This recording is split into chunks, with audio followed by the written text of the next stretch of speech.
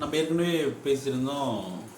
ஹா வந்து அந்த இடத்த விட்டு நகர்ந்து போய் புதிய இடத்துல வந்து அதற்கு முன்னே அவனுக்கு முன்னாடி சீஸ் தேடுறதுக்கு தயாராகிட்டான் அப்படின்னு சொல்லிட்டு.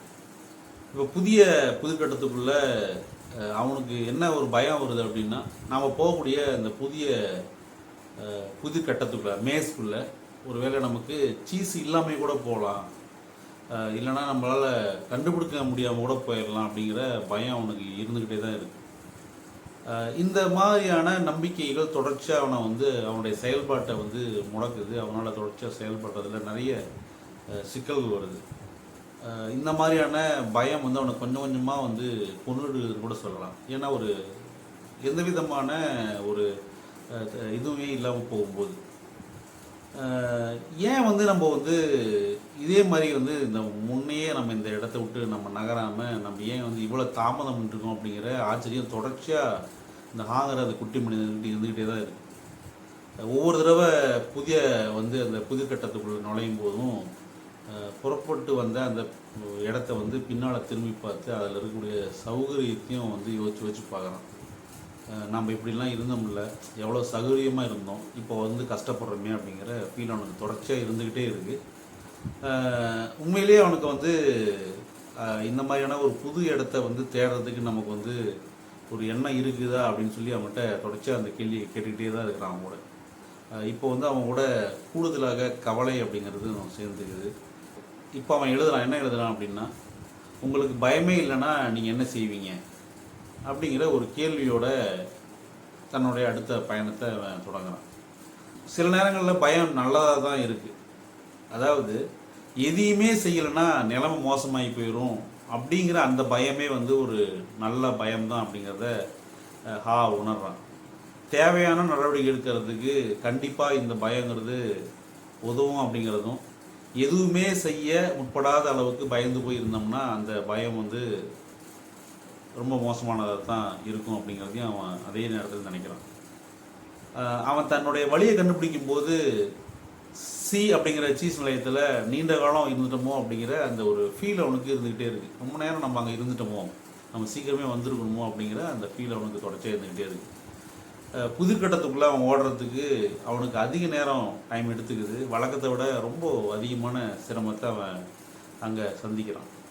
மீண்டும் இன்னொரு தடவை ஒரு வாய்ப்பு கிடைச்சா நான் ஏற்கனவே செஞ்ச இந்த தவறை நான் பண்ணியிருக்க மாட்டேன், மறுபடியும் ஒரு சூழ்நிலை புதுசாக மறுபடியும் ஆரம்பிக்கிற மாதிரி இருந்துச்சுன்னா இந்த நடந்த விஷயங்களை நான் செய்யாமல் வேற ஒரு விஷயத்தை செஞ்சுருப்பேன் அப்படிங்கிற அந்த உணர்வும் ஹாவுக்கு இருக்குது. எப்பயுமே செய்யாமல் இருக்கிறத விட ஒரு வேலையை தாமதமான இப்போனாச்சும் செய்ய ஆரம்பிச்சிருக்கோம்ல அப்படிங்கிற அந்த உணர்வு அவனுக்கு வருது. முன்னேறி சென்று கொண்டிருப்பதாக அவன் நினைக்கிற ஒவ்வொரு நேரமும் வந்து அவன் தொலைஞ்சு போகிறான், எங்கே போகிறதுன்னு தெரியாமல் அலையிறான். 2 ஸ்டெப்பு ஃபார்வேர்டாக போகிறான், ஒரு ஸ்டெப்பு ஒன்றுக்கு பேக் ஆகுது, இல்லைனா ஒரு ஸ்டெப் ஃபார்வேர்ட் ஆகலாம், 2 ஸ்டெப் பேக் ஆகுது. இந்த மாதிரி தொடர்ச்சியாக வந்து அவன் எடுக்கக்கூடிய ஒவ்வொரு முயற்சியிலையும் சிறு தோல்விகள் தொடர்ச்சியாக வந்துக்கிட்டே இருக்குது. ஒவ்வொரு இடத்துலையுமே வந்து இந்த மாதிரி வந்து அவன் ஊக்கம் இழக்க துவங்கிய போதெல்லாம் வந்து எவ்வளவு அசௌகரியமாக இருந்தாலும் சீஸ் இல்லாத நிலையில் இருப்பதை விட அசௌகரியமாக இருக்கிறது நல்லது தானே அப்படிங்கிறத அவன் நினைவுபடுத்திக்கிறான். விஷயங்கள் வந்து பல நேரங்களில் சூழ்நிலைகள் நம்மளை வந்து கண்ட்ரோல் பண்ணுறதை விட நாம் வந்து சூழ்நிலையை நம்மளுடைய கண்ட்ரோலில் எடுத்துக்கிட்டால் நல்லது தானே அப்படிங்கிற அந்த சிந்தனையும் அவனுக்கு தொடர்ச்சியாக வருது. எலிகளால் முன்னேறி செல்ல முடியும் அப்படின்னா ஏன் நம்மளால் முடியாது அப்படிங்கிற ஒரு பாசிட்டிவான திங்கிங்கும் அவனுக்கு மனசில் வருது.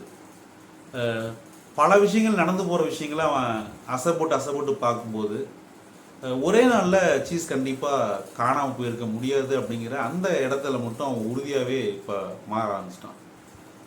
தொடர்ச்சியாக நம்ம கவனிச்சுட்டு வந்திருந்தா இந்த மாற்றத்தை நமக்கு இந்த பிரச்சனை வந்திருக்காது, சீஸ் காணாமல் போனது நமக்கு ஒரு பெரிய ஆச்சரியத்தை உண்டாகி இருக்காது அப்படிங்கிறதையும் அவன் நம்புகிறான்.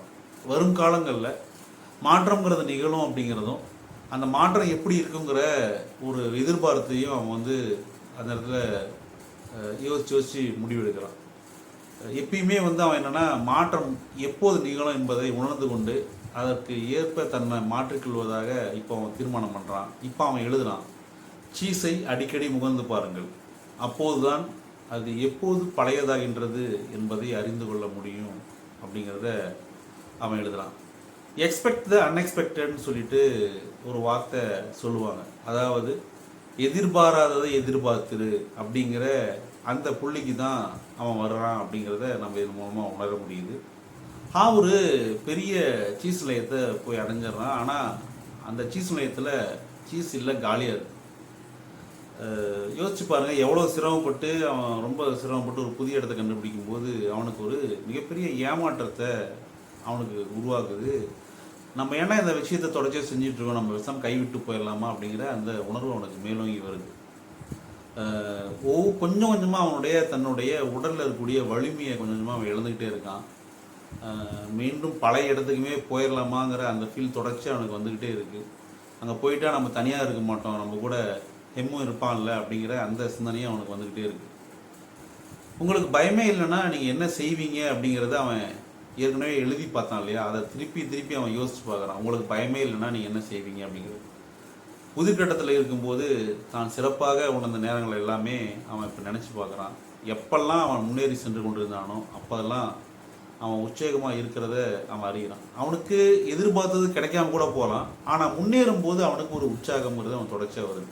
இப்போ அவன் எழுதுறான், புதிய திசையில் பயணிப்பது புதிய சீஸை கண்டுபிடிக்க உதவும் அப்படிங்கிற அந்த நம்பிக்கை வார்த்தையோட அந்த அவன் பண்ணுறான். தன் முன்னால் இருந்த இருண்ட பாதையை பார்த்தகா தன் பயத்தை பற்றி உணர்ந்திருந்தான். தனக்கு முன்னால் என்ன இருக்குது, அது காலியாக உள்ளதா, அங்கே ஆபத்து உள்ளதா என்ற பயத்தோடு தான் இருந்தான்.